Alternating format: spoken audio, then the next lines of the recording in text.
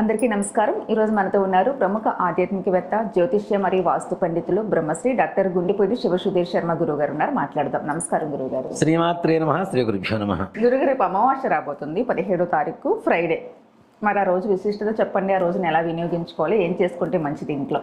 ముఖ్యంగా నాన్న మనకి శుక్రవారం అమావాస్య, అందులోనూ మన తెలుగు సంవత్సరాదిలో అంటే సంవత్సరంలో మొట్టమొదటి అమావాస్య చైత్రబహుళ అమావాస్య. ఉగాది తర్వాత వచ్చేటువంటి మొట్టమొదటి అమావాస్య. ఇక్కడ విష్కంభ యోగము అనేటువంటి ఒక యోగం కూడా ఆ రోజు కలిసి వస్తుంది అమావాస్య రోజున. ఈ యోగము శుక్రవారము, అమావాస్య, చైత్రమాసము. ఇక్కడ ఎలా ఉంటుందంటే నాన్న, చైత్రబహుళ అమావాస్య అనేటువంటిది ముఖ్యంగా ఈ వసంత ఋతువులో ఉండేటువంటి మొట్టమొదటి అమావాస్య కాబట్టి, ఎలా అయితే చెట్లకి కొత్తగా చిగుర్లు వేయటం, పూత పూయటం, పూత పండుగ కాయగా మారటం, కాయ పండుగ మారేటువంటి ఒక విధానం ఇక్కడి నుంచి ప్రారంభమవుతూ ఉంటుంది. మనకి వసంత ఋతువు నుంచి ప్రారంభమవుతుంది. కొత్తగా నూతన వసంతం వేస్తుంటుంది కాబట్టి. అలాగే ఈ అమావాస్యకు ఉండేటువంటి ప్రాధాన్యత కూడా అంతేనన్న. ఆయుర్వేదంలో కూడా ఈ మూగ గొంతు సరిగా మాటలు రానటువంటి వాళ్ళు, అలాగే ఈ సంగీతం పాడేటువంటి వాళ్ళు, వీళ్ళకు కూడా గొంతు చాలా ప్రధానం కదా వాళ్ళకి. వీళ్ళకు కూడా ఏం చేస్తారు అంటే, ఈ చైత్రశుద్ధ పౌర్ణమి నుంచి అమావాస్య వరకు ఒక రకమైనటువంటి ఒక ఔషధం తీసుకుంటారు. ఒక చెట్టు ఉంటుంది, ఆ చెట్టు వేరు కట్ చేసుకొని తీసుకొని వస్తారు. దాంట్లో చిన్న రంధ్రంతో బంగారు తీగను దాంట్లో దూరుస్తారు. దాంట్లో దూర్చి దాని ప్రతినిత్యం కూడాను రాయి మీద తేనె వేసి ఇట్లా గట్టిగా సాత్తూ ఉంటే కొద్దిగా రసం వస్తుంటుంది. ఆ రసాన్ని మింగినట్లయితే ఈ 15 రోజుల పాటు వాళ్ళకి దివ్యమైనటువంటి గాత్రం వస్తుంది. మాటలు రానటువంటి వాళ్ళకు కూడా మాటలు వస్తాయి. నిదానంగా చిన్నగా నత్తిగా మాట్లాడటం, పిల్లలకి మాటలు ఆలస్యం అవ్వటం, ఇట్లాంటివి వస్తుంటాయి. చూసారా? అంటే చిగురు కొత్తగా వేయటమే కాదు, అసలు సరిగా లేనటువంటి వాళ్ళ ఆరోగ్య పరిస్థితి కానీ, గాత్రం కానీ, ఇట్లాంటి వాటిని కూడా సరిచేసేటువంటి రోజులుగా ఈ చైత్రశుద్ధ పౌర్ణమి నుంచి అమావాస్య వరకు చెప్పుకోవచ్చు. అంటే కోకిలకి స్వరాన్ని సరి చేసుకునేటువంటి రోజులు అని చెప్తారు. ఇది కోకిల స్వరాన్ని సరి చేసుకునేటువంటి రోజులట. ఏదన్నా ఇప్పుడు మనం గట్టిగా 10 సార్లు మాట్లాడిన తర్వాత గొంతు చిన్న బొంగురు పోతూ ఉంటుంది, గీర వస్తూ ఉంటుంది. అట్లాగే కోకిలకు కూడా ఏదైనా ఈ స్వరపీఠికలో ఉండేటువంటివి ఉంటే అది స్వయంకృతంగా దాని అది రిపేర్ చేసుకుంటుందిట ఈ 15 రోజుల పాటు. అంటే ఈ చైత్రమాసంలో ఉండేటువంటి చివరి 15 రోజులు అంత ప్రధానమైనటువంటి రోజులు, అంత విశేషమైనటువంటి రోజులు. ఎలాంటి పని చేసినా దాంట్లో మంచి సత్ఫలితం పొందేటువంటి రోజులుగా చెప్తూ ఉంటాం. అందులో అమావాస్యకి, చైత్రబహుళ అమావాస్యకి చాలా ప్రాధాన్యత ఉంటుంది. ఈసారి రేవతి నక్షత్రంతో కలిసి వచ్చింది. ఈ రేవతి నక్షత్రంలో కూడాను ప్రస్తుతానికి మనకి మీనరాశిలో రవి, కుజ, శని ఈ 3 గ్రహాలు మీనరాశిలో ఉండేటువంటివి రేవతి నక్షత్రం దగ్గరలో ఉన్నాయి. ఇవన్నీ కూడా ఇన్ని కాంబినేషన్స్లో ఏం చేస్తే బాగుంటుంది అంటే, నిజంగా అమావాస్య రోజున మన ఇంట్లో చేసేటువంటి విధానం చెప్తానన్న. ఎవరైనా సరే రావి పుల్లలు ఉంటాయి కదా, రావి చెట్టు పుల్లలు ఉంటాయి కదా, అవి కానీ ఉత్తరేణి పుల్లలు దొరుకుతుంది. ఉత్తరాయణ చెట్లు దొరుకుతాయి మనకి, చాలా ఈజీగా దొరుకుతాయి నాన్న. ప్రతి ఇళ్ల ముందు కాస్త ఖాళీ స్థలం దొరికితే అక్కడ దొరుకుతూ ఉంటాయి. ఉత్తరేణి పుల్లలు, రావి చెట్టు పుల్లలు, మేడి పుల్లలు, ఈ 3 రకాల పుల్లలు తీసుకొచ్చి ఇంట్లో చిన్నపాటి హవనం, పెద్ద హడావుడొద్దు, ఒక 2 రోజులు 3 రోజులు ముందు తెచ్చిపెట్టుకుంటే ఎండిపోతాయి. చిన్నవి ఉత్తరాయణం ఎంత ఉంటాయి నాన్న, ఇంతేలా ఉంటాయి. రావి చెట్టు పుల్లలు కూడా సన్నవి తెచ్చుకోవచ్చు. అట్లానే మేడి చెట్టు కూడా సన్నవి తెచ్చుకోవచ్చు. తెచ్చుకొని ఎండబెట్టుకొని అక్కడ శుక్రవారం లక్ష్మీదేవి విష్కంభ యోగంలో కలిసినటువంటి రోజున ఎవరైతే రాహుకాలంలో లక్ష్మీదేవి ప్రీతికరమైనటువంటి హోమం చేస్తారో, మంత్రాలతో హోమం చేస్తారో, ఆ మంత్రాలు కూడా మనం చెప్తాం తప్పనిసరిగా.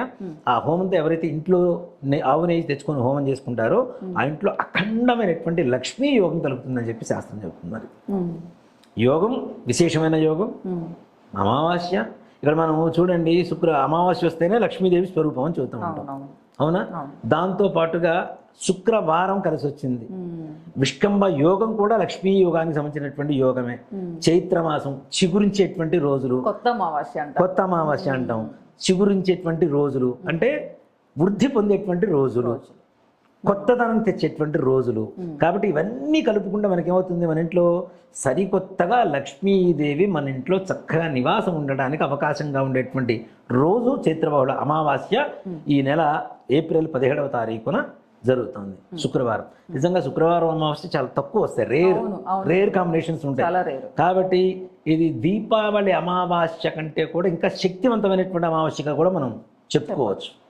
ఇప్పుడు దీపావళి అమావాస్య ఏ రోజు వచ్చినా మనం లక్ష్మీదేవి పూజ చేస్తాం. అలాంటిది శుక్రవారం అమావాస్య కలిసి వచ్చిందంటే ఇంకెంత విశేషమైనటువంటి యోగం. కాబట్టి ఈ 3 రకాల చిన్న చిన్న పుల్లలు, ఓ పెద్ద హడావిడి కూడా అక్కల, చిన్న ఈ ఇనపవి మనకి షాపులో దొరికేటువంటి 2కు దొరుకుతాయి చిన్న చిన్న హోమగుండాలు, అవి తెచ్చిపెట్టుకోండి. అసలు అంత మంట కూడా రాదు నన్ను అడిగితే.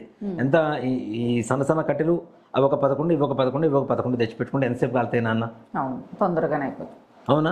ఆవు నెయ్యి కూడా 50 గ్రామ్స్, మహా అయితే 75 గ్రామ్స్, మహా అయితే 100 గ్రామ్స్. ఇక పెద్ద ఖర్చు కూడా పర్లేదు మనకి. అవునా? ఇవి తెచ్చుకొని తెల్ల నువ్వులు తెచ్చుకోండి.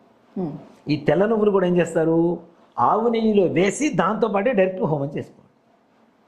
లక్ష్మీదేవి మంత్రాన్ని, లేవు మంత్రం పలకలేం, లక్ష్మీదేవి అష్టోత్తరంతో 108 సార్లు అమ్మవారి ఇచ్చేతూ హోమం చేయండి తప్పనిసరిగా. ప్రతినామం ఓం ప్రకృతి నమ స్వాహ, వికృతి నమ స్వాహ అని చెప్పి ప్రతి నామానికి స్వాహకారం చెప్పుకుంటూ చేయండి బ్రహ్మాండంగా. అలా కాదు, ఇప్పుడు మనం చెప్పబోయేటువంటి మంత్రం చెప్పగలిగితే తప్పనిసరిగా చేసుకోవచ్చు. దీనివల్ల నిజంగా ఇంట్లో అఖండమైనటువంటి రాజయోగమే కాదు, లక్ష్మీయోగమే కాదు, భార్యాభర్తల మధ్య ఉండేటువంటి అన్యోన్యత కూడా పెరుగుతుందని చెప్పుకోవచ్చు. అంత విశేషమైనటువంటి ఇది సకల ధనజన వశీకరమైనటువంటి పూజగా చెప్పుకోవచ్చు. ఈ మంత్రం కూడా చెప్తాం తప్పనిసరిగా. మనకి ఎక్కువగా లక్ష్మీదేవికి ఏంటంటే ఓం శ్రీం హ్రీం శ్రీం కమలయ కమలాలయే ప్రసీద ప్రసీద శ్రీం హ్రీం శ్రీం మహాలక్ష్మీ నమో నమః అని చెప్పి ఓ మంత్రం చదువుతూ ఉంటాం. దీనికి ఇవంతా కూడా అక్కర్లా. ఓం శ్రీం హ్రీం శ్రీం కమలే కమలాలయే స్వాహ, లేదా కమలే కమలాలయే నమస్వాహ. మగవాళ్ళైతే, ఆడవాళ్ళైతే కమలే కమలాలయే స్వాహ. ఈ మంత్రంతో 108 సార్లు హోమం చేయండి. ఆ భస్మాన్ని ఎక్కడ పారేయకుండా, ఆ భస్మమే మీ ఇంట్లో బంగారం అనుకోండి, ఒకటే మాట, భస్మం పారేయకుండా ప్రతినిత్యం కొద్దిగా ఆవు నెయ్యిలో వేసుకొని కలుపుకొని పక్కన పెట్టుకొని ప్రతినిత్యం బొట్టు పెట్టుకొని వెళ్తే, ఎక్కడ వెళ్తే అక్కడ పనులు ఆకర్షణగా ఉంటుంది నాన్న. సకల కార్య సిద్ధి జరుగుతుంది, సకల ఐశ్వర్య ప్రాప్తి కలుగుతుంది, దాంపత్య జీవితం సుఖమయంగా సంతోషమయంగా ఉంటుంది, ఇంట్లో ప్రశాంతమైనటువంటి వాతావరణం. మీరు ఆ హోమం చేసిన తర్వాత ఆటోమేటిక్గా సాయంకాల సమయానికి ఒక రకమైనటువంటి ఒక ప్రభావం, అంటే ఒక మనకి తెలియనటువంటి ఒక ప్రశాంతమైనటువంటి వాతావరణం ఉంటుంది చూసారా.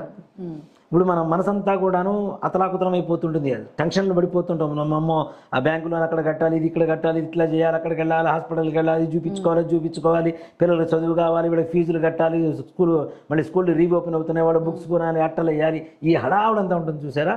ఈ హడావుడంతా కూడా పక్కెళ్ళిపోయి తెలియనటువంటి ఒక ప్రశాంతత మన జీవితంలో ప్రారంభం అవడానికి ఇది మంచి విశేషమైనటువంటి పరిహారంగా చెప్పుకోవచ్చు.